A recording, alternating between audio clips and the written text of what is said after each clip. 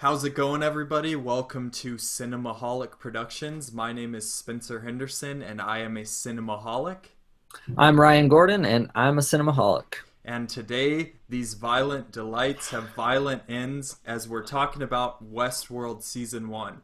We're going to be giving our overall thoughts on Westworld Season 1 as getting to kind of a little bit of spoilery stuff.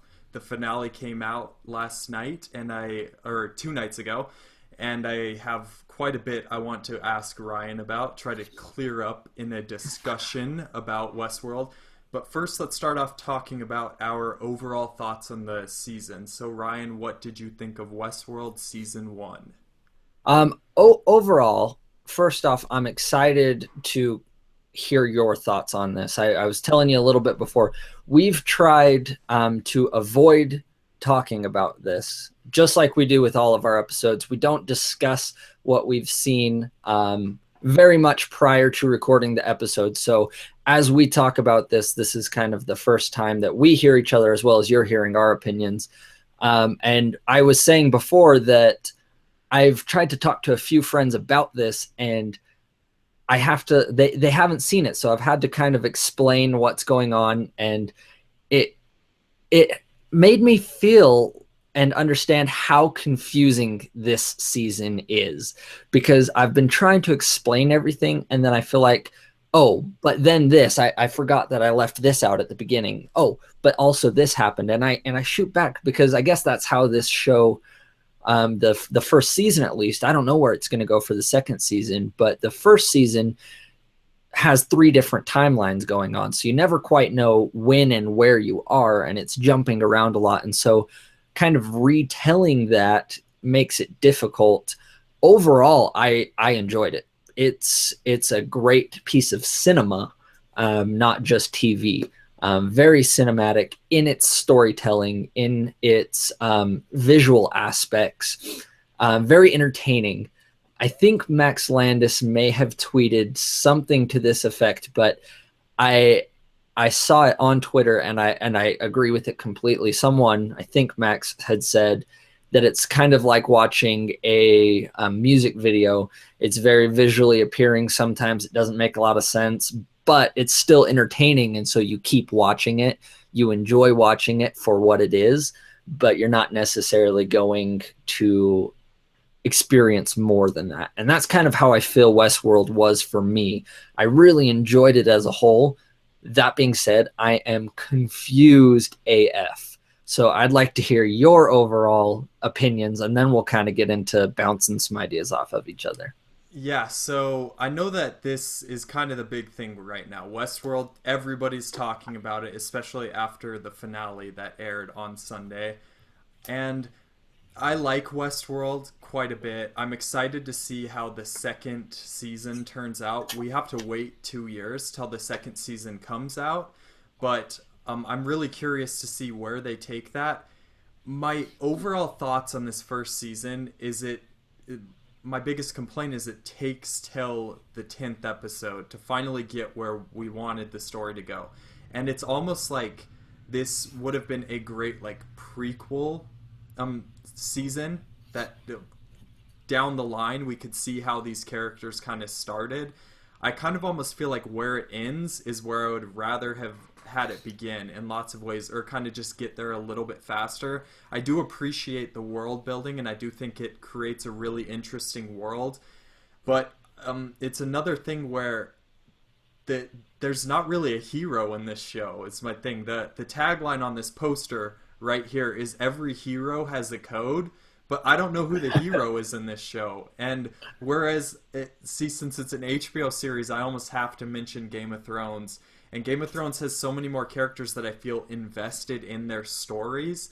Whereas this one, I'm interested by some of the characters. As I mentioned in both of our previous talks about this series, Dolores, I think, is a really interesting character. I think there's lots of cool parallels with her story and Alice in Wonderland's story. And especially in this last episode, kind of just some of her dialogue towards the end really kind of got me thinking about that. And that's cool. But at the same time, they kind of like throw the idea of anybody being a good guy out the window at the end of this final episode. So I don't know. I think we should probably start getting a little more into spoilers. Don't you Yeah, think? yeah, and I agree because it felt like how it ended up being. It felt like it was a technically 11 episodes because the last episode was 90 minutes, and Hmm. so it was 11 episodes of a pilot of this series that they wanted to watch, and I felt like they spent too much time on that. It's exactly like you said. Getting into spoilers now, the big reveal at the end that Ford was controlling everything the Yeah. whole time, as soon as that happened, like my initial reaction was, "Oh, that's cool." And then I kind of thought about it and I was like, "Wait a minute, that means everything was planned out and every little moment that each character had, like each review me and you have done, we've talked about Dolores and how intriguing she is as a character, but I realized that if Ford wasn't in control of all of this, then none of those moments she had were genuine, and any empathy I had and connection cathesis I had with that character had gone away because it wasn't real. So I guess my thoughts on that are there's that line towards the end of the episode where he says that in order for them to evolve and progress, they have to suffer. And Yeah. so he says that time is what they needed in order to make that next step. And we kind of figure out that. So, and this is another kind of question I have for you. So, there's tons of things that I'm kind of like, am I just stupid or is this not totally explained? For example, so is the center of the maze consciousness and like realizing within yourself your own consciousness? Because that's kind of how I interpreted that conversation between or Bernard and Ford and Dolores at the end of the last episode. Yeah, and that's kind of what I was thinking too. And then Ford even, I think he even mentions it to the Man in Black, and he says that the center of the maze is like the center of you. It's realizing who you are and if you are, and that was kind of the whole goal for Dolores, wasn't it? Was that she realized or came to conclude that she was something within herself and heard her own voice. Yeah, so that's how I interpreted it is that she could now look within herself and see her own thoughts and her own opinions as something to listen to because at Yeah. the end it reveals we see her sitting in front of herself in the chair. Yeah. And so that's kind of how I made that connection. Now the other question I have for you is is Wyatt a code that Arnold put into Dolores to kill everybody at the end of this finale episode? Because that's What kind of how I interpreted that. Yeah, because I think what had happened was Ford and Arnold were developing a new character who was named Arnold, and that was the characteristics of Arnold. And no, what was his name? Wyatt. Wyatt. Hmm. Those were the characteristics of Wyatt, and in order to kill himself and everyone else, he uploaded the persona of Wyatt Of Wyatt. into Dolores. Okay, And yeah. that was the code that sparked the massacre. Okay. So, and then there's those like samurai guys in the world at the end. So, did that make you think there could be other worlds within or outside of Westworld? Definitely. And because just dropped my earphone. Because what she says, she's like, we decided her name was Maeve, right? Yeah. She's with the idiot who's helping her escape. Yeah, yeah. Is The lab that guy. yeah, that's another question. Is he real or I think that he's a human for sure. I, what an I have idiot? I have no doubt that he's a human. Yeah. So she turns to him and she's like, "What is this?" And he's like, "Ah, it's complicated." And that kind of makes me assume that there, and then it shows the giant staircase with the different levels, and it makes me assume that there's the different worlds. But as soon as they left, I was very disappointed because I was like, "Oh, that's all you're going to show us of the other worlds? You're gonna tease it. Maybe we'll get to it in the next season." And then the way this season ends, it's like you can't just leave us in Westworld, but you have to finish the Westworld story. So I don't know if we're even in the next season going to get to see a different world? Well, so I don't know, yeah, because this really didn't wrap up what was happening in Westworld. Because there's still, and I guess I mean that's a good way to leave the audience hanging and say what's going to happen next season, is because how it looks is that all the humans are done for at the end of this Right. episode. Like, we don't get the confirmation that Will dies. We see him get shot in the shoulder, but at least we didn't see him die, right? No, and We I just want to talk about that sequence because that was oh, okay, brilliant, and the yeah, acting choice of him getting shot and smiling, yeah. that was perfect. And I guess we haven't even mentioned that what we talked about in our last episode, the whole entire theory that Will is the Man in Black, which has been circling around the internet since the second episode, so it's really not a surprise at this point to anybody. But the reveal of it I found to be pretty effective. Did you find that scene effective at all, Ryan? No, I mean I don't know. That's one of the things that I wanted to hear your opinion on, because when it happened, I was just like, oh, it was true. And then I kind of moved on and I was like, well, that wasn't as satisfying as I hoped it was. It wasn't as satisfying because we talked about it before. That's why. But like, I'm just talking like the way, because you got to put aside the fact that we knew what Right. was going to happen, because you have to look at how they executed that sequence within the editing and the acting choices and all that. And I found it pretty effective. I thought, since I knew where it was going and had figured it out, it's like it's like being somebody who watches The Sixth Sense 20 years after The Sixth Sense comes out, because you know what's going to happen. You're like, oh, okay, so this makes sense because of this. This makes Right. sense because of this. So in this sequence, it's about a 15-minute sequence where he's describing the story of what happened to Will and the journey that he took across Westworld. And, you know, for somebody who managed to maybe wade through all those theories somehow, if they, like, heard that and saw that sequence, it's probably just like a mind-blowing, like, crazy moment in television. But for me and you, I'm sure, yeah, it wasn't quite as satisfying. But like you said, it was very effective how they utilized that. And that's actually one of my gripes with the whole season is in that 15 minutes, it does make sense, and the timelines merge very effectively.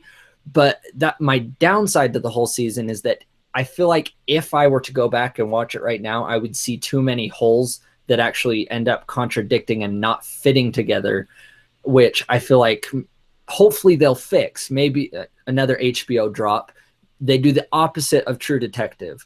They really rushed season 2 and it ended up like crap. I hope they take the 2 years to plan where this is going so that they don't have so many big contradictions, so it does flow better.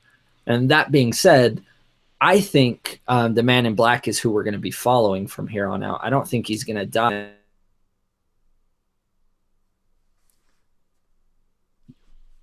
You hit your mute button. My bad, guys. Am I back? Yeah, you're good. Okay, I got super excited. So, I lost my train of thought too. Oh, one thing. You were talking about season 2 following the Man in Black. Right, because one thing that he does say is he's talking to Ford and he says that he's basically, and it's established that he's basically the owner of all the worlds. Yeah. So I think they started with Westworld, Arnold died, and they needed somebody to fund it. And that's where his whole storyline starts, was he comes in and he's like, yes, I will fund this.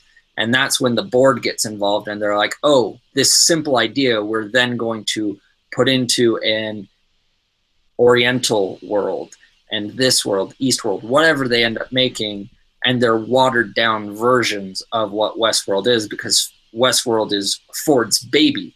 But he says that he is a majority holder of all the other worlds, so it makes sense. He's the easiest person for us then to follow to a different world, because he found the center of the maze in this world and he may be done with all his adventures here and move on to a different world.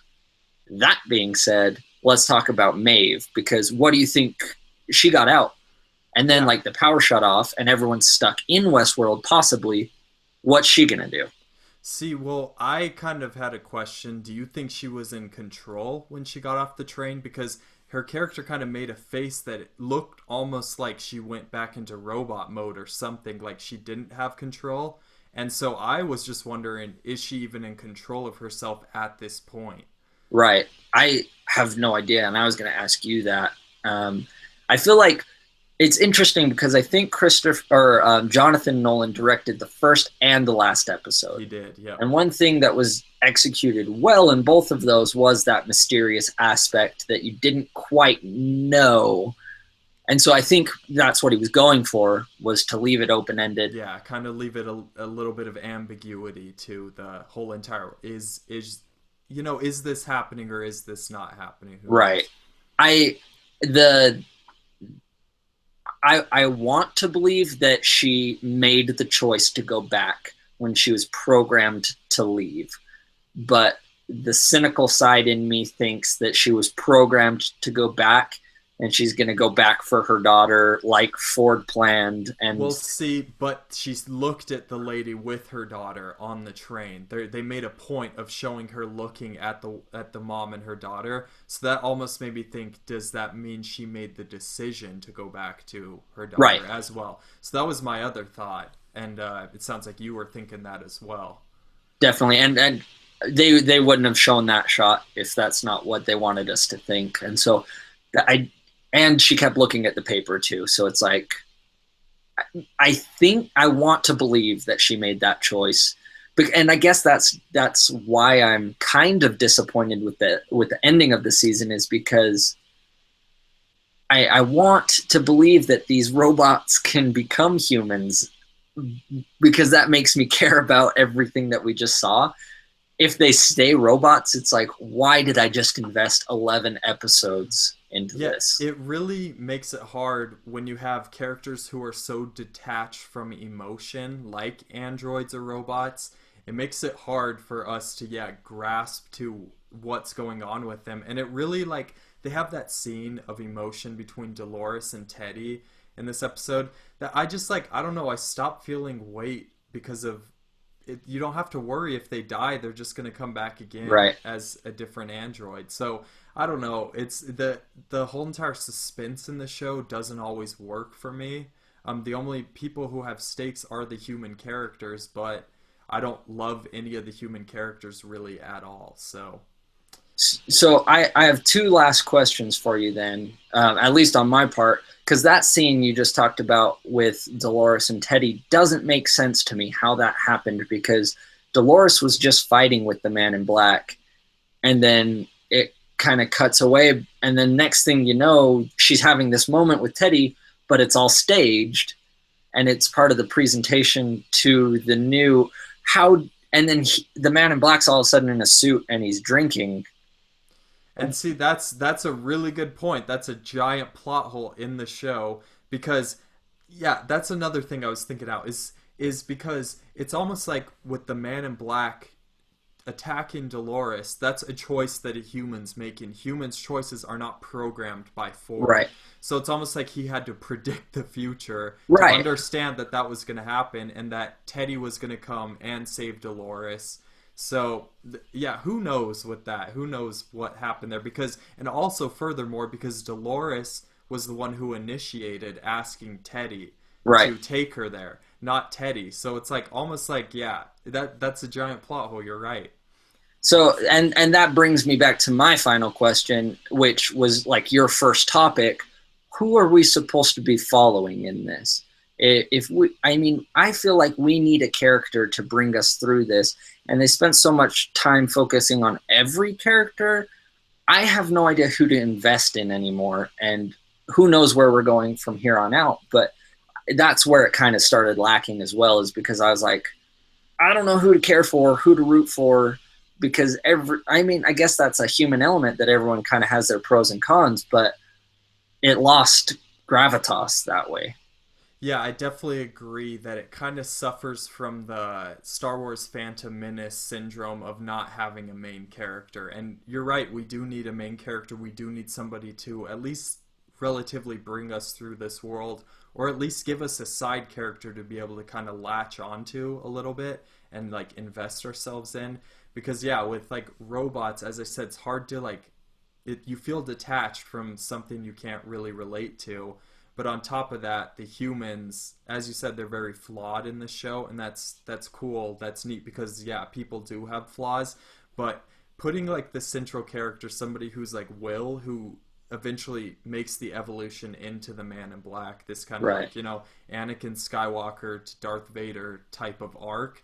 I don't know. It's just I found it to be slightly underwhelming as well, the way that all kind of turned out. And I don't know. I think I'm good to give my score now. I'm going to give this a 7.75 out of 10. I think there's a lot to like here and a lot to say, like, to recommend for people to try this, because really we've never seen something like this on TV. We've never seen a science fiction that's this big budget, that has this big of a budget, I mean, and looks this good and kind of asks this many questions. But at the same time, I kind of get the kind of feeling that this might turn out like another Lost, where it's not able to answer every single question that it asks. So what would your score be for season 1 of Westworld? So season 1 for me is very, very close. I forgot to blur it out, so you might not be able to see it, but 7.5 for me. I don't know. Exactly like you said. I mean, it's good enough that I could definitely recommend it to people. There's so much going for it. But, I mean, there's a reason that it's one of the most viewed first seasons. And that was a big thing that HBO was talking about, is how well the viewership was catching on and holding. And so there's a reason for that, and I would definitely recommend it if you can stomach it. This last episode specifically got very grotesque with the character. I actually want to ask your opinion on the tattoo face lady who bites off the guy's finger and then feeds it to him. That's disgusting. Yeah, that was a pretty disturbing sequence. And then kind of just like what the other teenager went in to do with the other android was really pretty, just like, it was like, okay guys, we get it. We don't need to go here. Exactly. And if you can handle that stuff, by all means, I recommend this show. There is a lot of it in there. But overall, it's a great watch. I'm interested to see where it's going forward. They've got me hooked, and I'm hoping that it progresses in a way that I want season 3 and 4, and we can keep going on this train. I hope they take their time and develop it. So just kind of last thoughts, because it popped into my mind. What were your thoughts on the post-credit scene? Do you think that means anything? I did not watch the post-credit sequence. I don't know. It's the all it is the tattooed lady with her arms stuck in the door. And they left her there, and they left her. The soldiers coming in, so so the soldiers are coming in on her still. There's one on the other side of the glass. She like sticks a wrench or a screwdriver into her arm and turns it to activate her finger, and she starts shooting the guy through the door. And then she cuts her arm off and goes straight for the other guys, and then it cuts and it ends. Wow. So I don't get the point of that. It was cool. I don't know if that was, why would they add a post-credit scene and that specifically, is that supposed to mean something, do you think? I don't think so. It doesn't sound like it. I thought there was going to be more for what you were saying there, but that sounds very much like, you remember the movie The Grey with Liam Neeson? Yeah. Sounds a little bit like, kind of just like, well, that one gave more of a like closure to the movie, but it kind of sounds like the post-credit sequence there is like the ending of the actual movie, The Grey, where it just cuts to black when somebody lurches at another enemy or whatever. So right, and half of me was like, why would they even put this in here? It sounds totally random to me. That's all I have to say. 100%, and maybe that's kind of the whole season. Who knows? I enjoyed it. Thank you guys for watching so much. You can follow me right here at @RyGordon, @_Gordon on Twitter and Instagram. You can also, down in the description below, check out some of our trailer reactions I've started doing. I've got 2 up so far, and we'll keep those going as long as people are interested. We also have down the list to now showing and our indies and all of our other shows and segments of the Cinemaholics. Spencer, where can they find you? You guys can follow me on Twitter at SpinnyHind. I'm also on Instagram, Spencer Henderson, all lowercase, no spaces. And yeah, guys, thank you as always for watching. Like, comment, subscribe. Perfect. Awesome. Yeah, like you said, comment down below. Let us know what you thought of Westworld if you saw it, and if any of our discussions have even interested you or persuaded you to check it out. As well, check us out this Sunday when we're going to be talking about the highly anticipated Manchester by the Sea, as well as Office Christmas Party. Who knows how that'll be. Until then, peace.